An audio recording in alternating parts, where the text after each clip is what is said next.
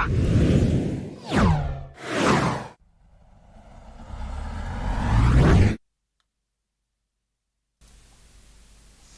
y'all, I forgot to unmute myself.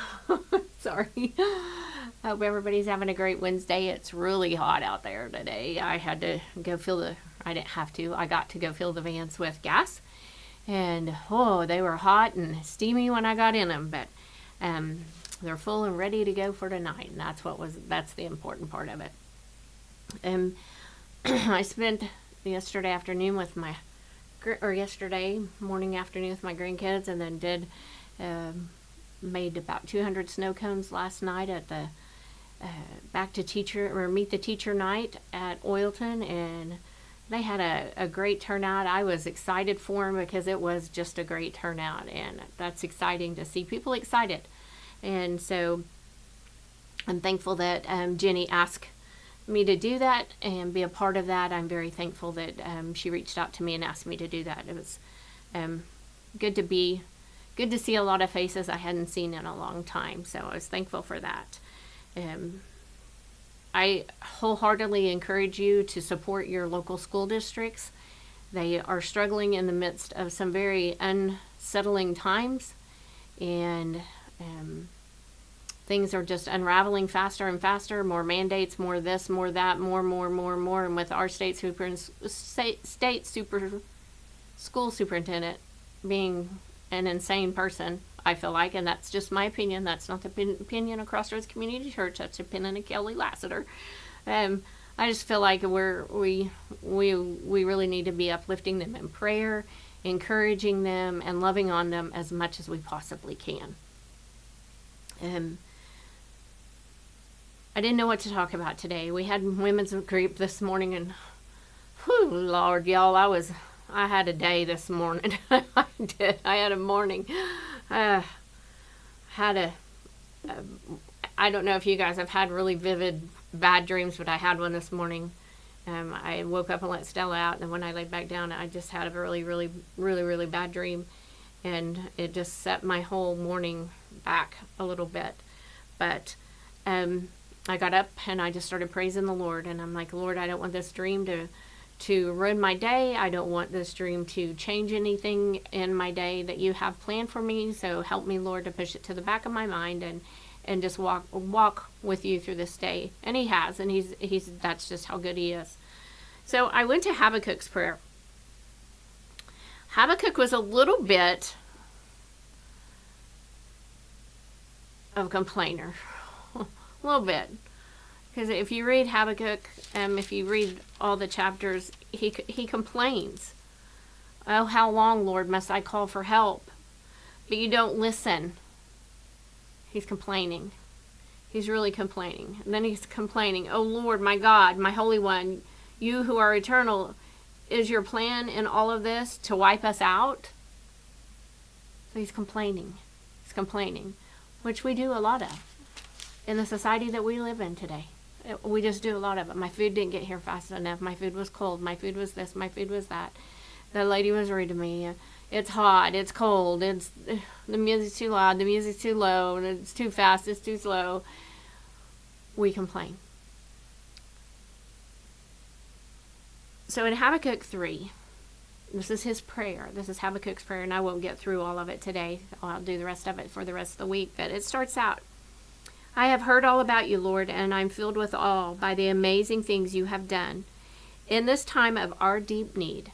So now he's not complaining, he's laying it out in our deep need. We are in need. We all are in need, because we're all fighting a battle of some sort. We're either, we've just come out of a battle, we're going into a battle, whatever it may be. We're all fighting a battle of some sort. Begin again to help us, as you did in years gone by. Show us your power to save us, and in your anger, remember your mercy. Because God was angry with them, because they were acting crazy, and he was complaining like a fool. And I know he gets tired of that. And he's like, these people, they just don't get it. I'm here and I'm good. And it's just like I talked on Monday, we give the devil so much credit, but we fail to give God the credit that he deserves. The devil doesn't deserve any credit at all because he's not the one doing it. Our lack of self-discipline, our lack of self-control, that's what's doing it. Not the devil. Does he lay traps and snares for us? Absolutely. Do we have to fall into him? Absolutely not. Absolutely not. In your anger, remember your mercy. So he's saying, we're in deep need. Please remember your mercy. I see God, the Holy One, moving across the deserts from Edom and Mount Paran. His brilliant splendor fills the heavens, and earth is filled with his praise. What a wonderful God he is. And now he's praising God. Laid out the need. We are in deep need. Please remember your mercy. Now he's praising the God, how beautiful he is, and how his beauty radiates in the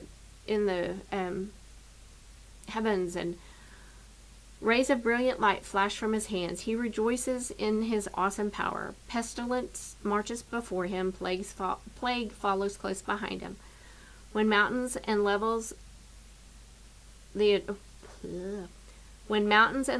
eternal heals, but his power is not diminished. Okay, I skipped a whole. Skipped a whole thing there. So let me go back and start with verse 6 again. When mountains and levels the eternal heals, but his power is not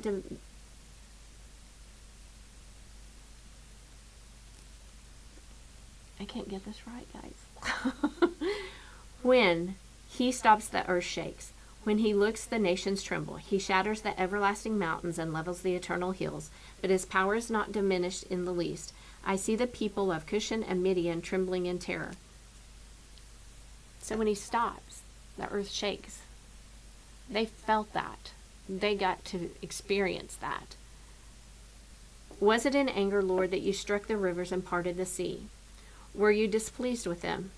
No, you were sending chariots of salvation. You were commanding your weapons of power. You split open the earth with flowing rivers.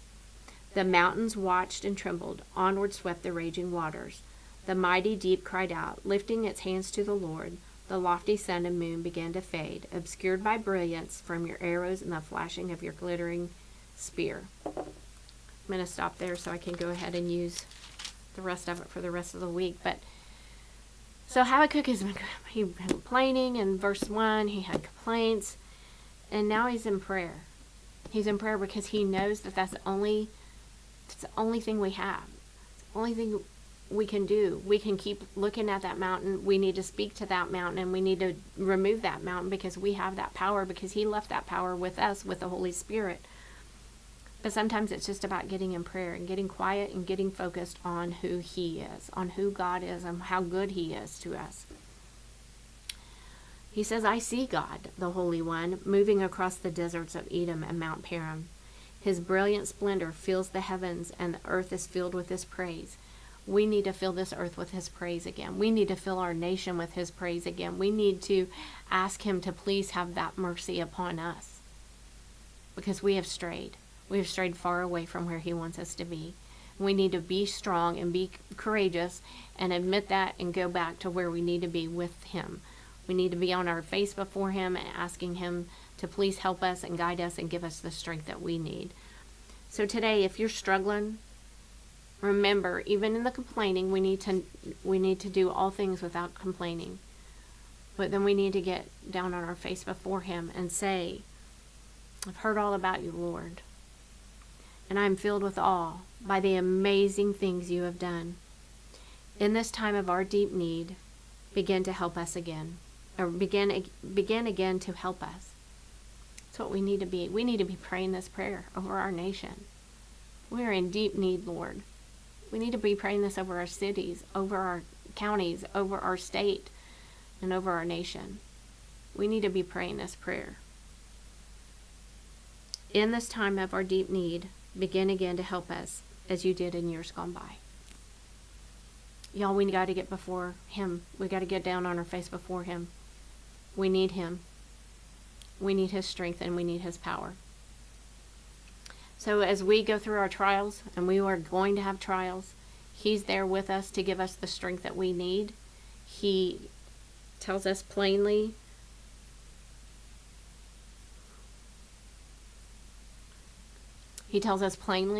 that he is all that we need, And we need to trust him and take him at his word and allow him to work through us and be obedient. Get away to yourself with him and focus solely on him. Lay out your plan before him and say, Lord, this is what I would like to do. But if it's not what you want to do, help me, guide me, and show me the better plan. And he will. He will totally help you through all of that. I'm sorry, my phone keeps buzzing. I don't know what it is. But he will do all of that. And we will see he is a wonderful God. So I hope today that you will take the time to be like Habakkuk and realize we're in deep need and be on our face before him. Tonight, Wednesday, we have kids coming in at 6 and 7, beginning the first Wednesday in September, which will be September the 4th. We will start having Bible study at 6 and 7 for adults, and that will be held in the sanctuary. The kids meet over in the multipurpose building, and so we will go back to having an adult Bible study. I'm not sure who's going to be teaching it. It'll be a variety. Brother Bob, Brother Gordon, Michael will be teaching some of it. It'll just be a variety of people. So if you want to, please, parents, you can come join us. You don't have to sit out in your vehicle. You can come in and join us for adult Bible study at 6 and at 7. So that will start September the 4th. And it'll, again, at 6 and 7. We are feeding the Yale teachers on the 12th, and we're feeding the Oilton teachers on the 13th. We will need desserts. If you can help with that, I would greatly, greatly appreciate it. We will be serving them. So if you'd like to come help with the serving, that would be great as well. And then school will start. Jennings has already started back to school. Olive starts tomorrow. Bristow starts tomorrow. I think Oilton and Yale both start on the 14th or the 15th, one of those. So I'm not sure about Cushing since their water situation has kind of gone haywire over there. And it has gone haywire over there. So just another reason why we need to be prepared. Because things like this are going to happen. Infrastructures are failing. So we need to be ready. I'd like to thank our sponsors, Dawn and Sheila Ferris, Kim Morris, Gordon and Dee Kennard, Stacy Reese at My Travel Misha, Genesis Home Health, Parco Tax, the Watkins family, Travis and Maddie Holloway. Thank you all for pouring into our ministry here at Crossroads Community Church. I thank you guys so much for everything that you do and how you support this this program, and our lives on Sunday. I'm so thankful for that. We have a need there. It's a big need. We got some power problem. We had some power problems, and it did some damage. And I think Doug said it's going to be about $3,500. That's a big chunk, so be praying about that with us, and that the Lord will provide those funds. So, and then we also need, this is another need, we need a 100 horsepower tractor to come and work the ground in the arena. That ground needs to be worked desperately. We have not used the arena, and we really want to get back to doing that. I'd like to see the kids out there doing play days. I think it's fun when we do that. I am not cowgirl material. I'm just not. Really not. I was raised in the Air Force on an Air Force base all around the world. So I am not a country girl. I'm a city girl, but I really, really, really enjoy watching those kids get out there and run the barrels and the poles and all of that. It's a lot of fun. So hopefully we can get that done. If you can help with that and you want to come help work the arena, just give the church a call at 918-399-5956, and we'd greatly appreciate you. I hope you guys have a great day. If you're outside working, stay hydrated. Check on your neighbors if they don't have air conditioning. And Cushing residents, we're praying for y'all, and if there's anything we can do to help you guys, please let us know. I hope you guys have a great, great day. I'll see you all tomorrow.